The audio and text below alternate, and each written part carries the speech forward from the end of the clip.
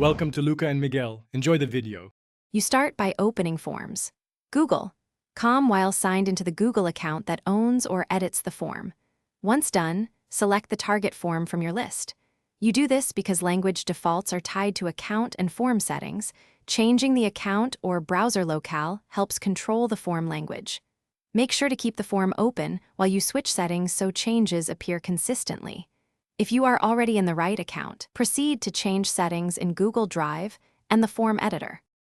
You will now change the language source. Either adjust your Google account language or the browser's locale. First, go to My Account, Google.com, and pick Language under Data and Personalization. Set the desired language and save.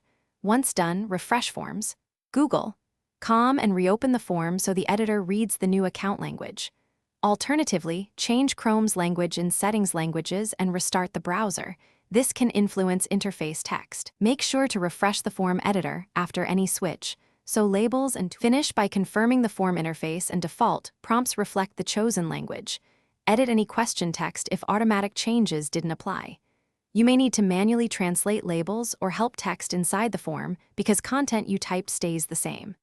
If things go wrong, clear the browser cache, sign out and sign back in, or open the form in an incognito window to force a fresh language load. Once resolved, save and test the live form as a respondent to confirm the language appears correct. Thanks for watching and please subscribe. It's the best investment you'll ever make.